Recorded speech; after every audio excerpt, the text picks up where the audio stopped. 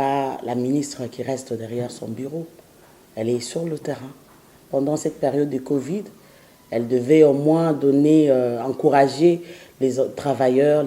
Elle est allée dans tout le coin, comme la vraie syndicaliste, auprès de tous les fonctionnaires.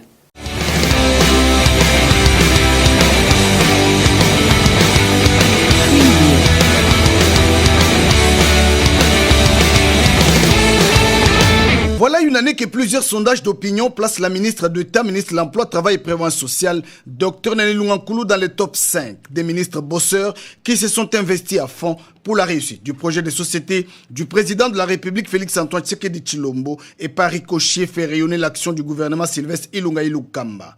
Sa nomination comme membre du gouvernement avait suscité de l'espoir dans l'opinion, une marque de reconnaissance des mérites et du combat politique qu'elle mène depuis plusieurs années. Du point de vue d'abord de la personnalité de Mme Néné Lungankulu, c'est ce charisme féminin qui se décline en plusieurs activités, en plusieurs facettes, notamment le sens d'organisation du travail, le sens d'inventivité au service de la République, le sens même de femme d'État et de pouvoir faire en sorte que les choses prennent une nouvelle dimension lorsque on lui confie une tâche.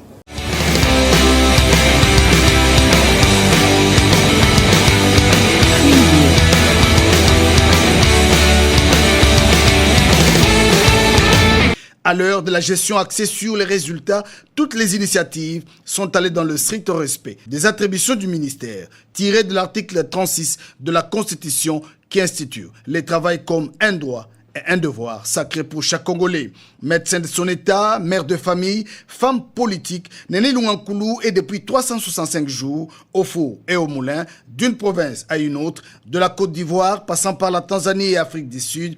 Elle a mis tout en œuvre pour faire rayonner ses actions et répondre aux attentes de la population congolaise.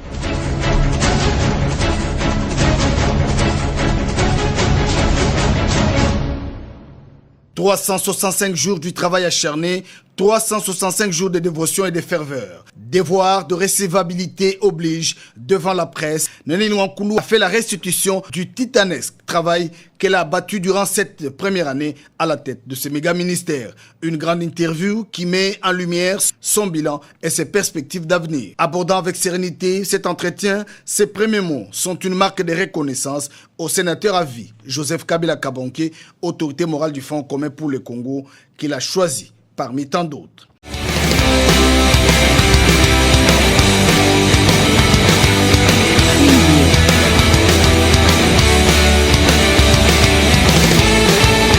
Nous avons vite compris que notre autorité morale, le sénateur à vie, Joseph Kabila Kabange, a reconnu notre combat politique.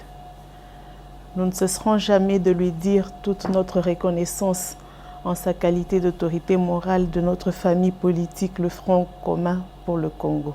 En plein exercice de son mandat, à la tête du pays, Joseph Kabila s'est beaucoup battu pour l'émergence de la femme. Personne n'oubliera que la loi sur la parité est entrée en vigueur sous son mandat. En plus, pour moi, c'est une joie immense, une récompense du mérite, de loyauté, de fidélité et surtout du respect des engagements. Joseph Kabila reste et restera le père de la démocratie et de l'alternance dans notre pays. Un modèle, oui, non seulement pour le Congo, mais aussi pour l'Afrique et le monde. C'est la première fois depuis 1960 que nous assistons à une passation pacifique du pouvoir entre deux présidents. Bravo aux deux hommes d'État. Pour notre génération, c'est une grâce, car il avait promis en 2007 qu'il ne touchera pas à la Constitution. Il a donc respecté sa parole d'officier. À 49 ans, il a laissé le pouvoir et se contente aujourd'hui de son rôle de sénateur à vie. Belle leçon pour notre démocratie.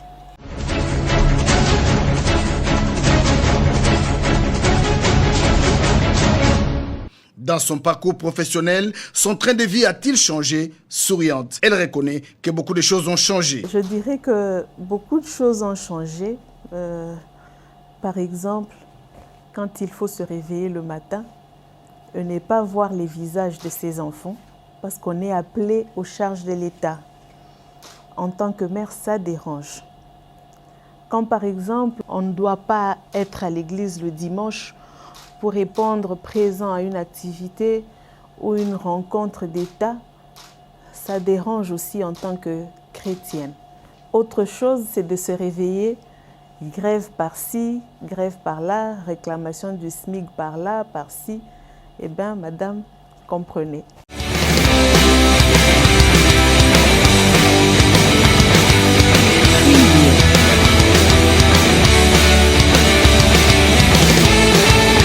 Malgré la perturbation due à la pandémie du coronavirus, la ministre d'État, ministre de l'Emploi, Travail et Prévoyance sociale, a depuis sa prise de fonction le 9 septembre 2019 travaillé sans relâche. Souriante, elle répond aux questions sur les innovations apportées à la tête de ce méga ministère. Le ministère de l'Emploi, Travail et Prévoyance sociale, comme vous le savez, occupe une place de choix dans la vision du président de la République, chef de l'État, Félix-Antoine Tshisekedi, tel qu'il ressort dans le programme d'action du gouvernement que dirige son Excellence le Premier ministre Sylvestre Ilunga Ilunkamba. Le travail étant un droit pour tout Congolais, nous œuvrons en nous basant en quelques piliers. Ceux-ci sont l'organisation et la mise en œuvre de l'inspection en matière de travail, la formation professionnelle et la prévoyance sociale, le contrôle de l'application des dispositions légales et réglementaires relatives aux conditions de travail et à la protection des travailleurs dans l'exercice de leurs fonctions.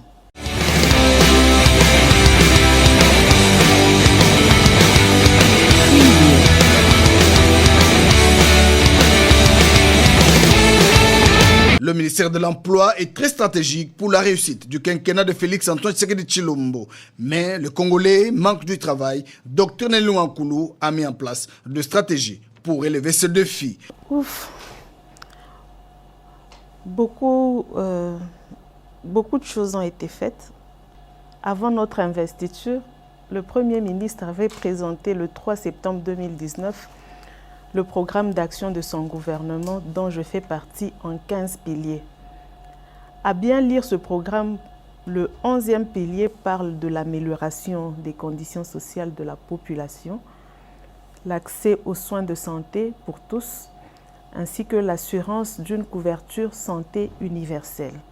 Mais comme vous pouvez le remarquer, dans le 15e pilier du Premier ministre, nous avons au centre l'homme, avec les travailleurs partout où l'on parle du travail. Notre intervention est de mise. Mon ministère est donc transversal dans la mesure où je dois m'assurer du bien-être de tous les travailleurs congolais, si je peux me le permettre, même du chef de l'État qui est le premier travailleur congolais. Pour revenir à votre question, madame, vous le savez, depuis une année, nous avons entrepris plusieurs activités que je regroupe en 3 axes. D'abord, le renforcement des capacités institutionnelles de mon ministère, la promotion du travail et de l'entrepreneuriat. Et enfin, le renforcement du système de sécurité sociale et le développement des mutuelles de santé. Concernant le renforcement des capacités institutionnelles, il y a par exemple l'organisation des journées de renforcement des capacités des membres du cabinet, l'organisation du séminaire international sur le renforcement des capacités des animateurs de la CNSS dans la lutte contre la fraude et l'évasion dans la sécurité sociale, ainsi que la restructuration et la redynamisation des coordinations de beaucoup de programmes dans mon ministère, tels que le PAO, Prosecu, BUNEP, et PENPES. Il y a aussi la récupération de l'immeuble royal de la CNSS. Je viens d'effectuer une tournée à Kisangani pour évaluer le niveau d'exécution des travaux de l'hôtel Congo Palace et je vous informe qu'il sera inauguré bientôt. Pour ce qui est du 2e axe, celui de la promotion du travail et de l'entrepreneuriat, nous avons privilégié des actions prioritaires. C'est le cas de l'application effective du 3e palier du salaire minimum interprofessionnel garanti SMIG sur toute l'étendue du territoire national. N'oubliez pas qu'il y a eu la mise en place des commissions pour évaluer le fonctionnement des services privés des placements et aussi pour l'évaluation de la sécurité technique en milieu de travail.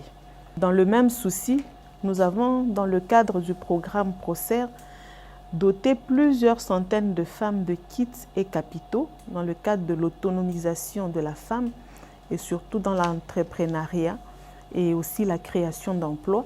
Nous avons aussi, durant cette année, renouvelé les mandats des juges assesseurs des tribunaux de travail. La grande action, c'est surtout et aussi la tenue de la 36e session du Conseil national du travail, le CNT.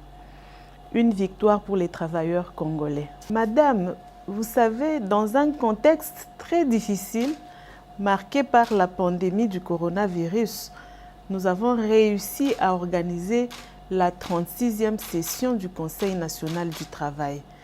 Je suis heureuse de vous annoncer que des grandes résolutions ont été adoptées.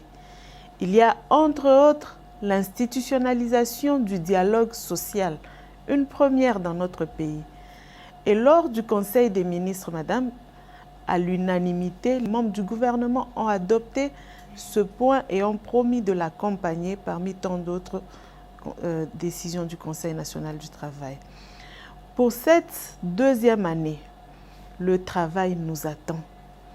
Sur le chantier de l'identification des travailleurs étrangers, afin de protéger la main-d'œuvre locale et faciliter la création des emplois, des nouveaux emplois pour les Congolais. C'est l'une des priorités du gouvernement et j'en fais mienne. Vous savez, madame, mon cheval de bataille, c'est le transfert des compétences pour un Congo compétitif. Le troisième axe, un atelier portant sur la mesure d'application de la réforme dans la sécurité sociale a été organisé. Et le bureau de liaison de l'Association internationale de la sécurité sociale en RDC a été installé. Le point d'orgue de toute notre activité à la tête de ce ministère reste notre contribution à la lutte contre le coronavirus dans les milieux professionnels.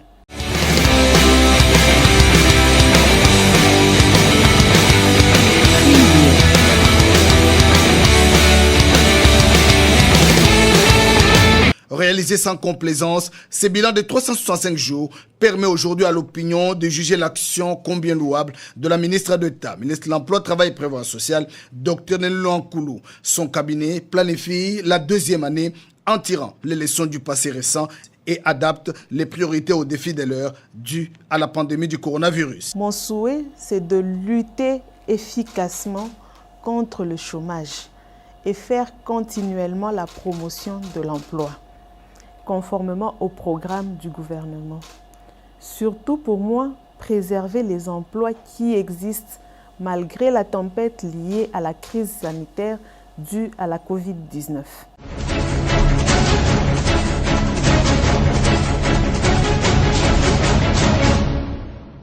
Lutte contre le coronavirus dans le milieu du travail, Nelly Nkoulou était en première ligne des ministres qui ont pris les risques pour évaluer les effets négatifs du coronavirus dans le milieu professionnel. Plusieurs choses ont été faites au risque même de ma vie. Dès la proclamation de l'état d'urgence par le chef de l'État, j'ai directement signé dans le but de rendre opérationnel ce train des mesures prises par son Excellence, Monsieur le Président de la République, Félix-Antoine Tshisekedi Tshilombo, en milieu de travail. J'ai coordonné la contribution que les établissements dépendants de mon ministère ont apporté, notamment l'INPP, la CNSS et l'ONEM.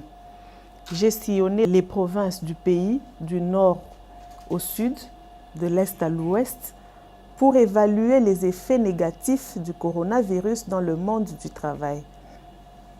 Il faut dire que le coronavirus a commencé à sévir juste quelques mois après notre entrée en fonction en tant que membre du gouvernement. Avec la crise sanitaire, nous n'avons cependant pas croisé les bras.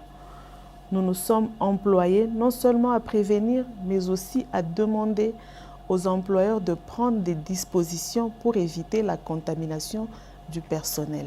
Pour cela, nous avons mis un grand accent sur le respect des mesures barrières.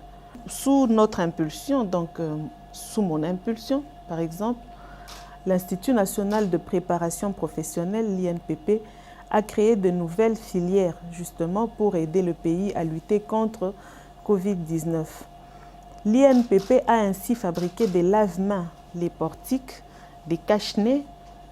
Une ambulance a été remise pendant la période d'état d'urgence aux cliniques universitaires de Kinshasa par la Caisse nationale de sécurité sociale et un don de 1 million de dollars a été fait au Fonds national de solidarité contre le coronavirus. Ainsi, nous avons eu à désamorcer pas mal de crises opposant employeurs, employés et de plusieurs entreprises, et ce, à travers toute la République. Elle était partout pendant la période du confinement. Autre fait saillant de l'an 1, c'est son souci d'avoir œuvré pour la promotion du travail décent et la protection de l'entrepreneuriat. En guerre contre le chômage, la patronne de l'emploi reste convaincue qu'il y a encore beaucoup de choses à faire et qu'il s'y met dès la 2e année.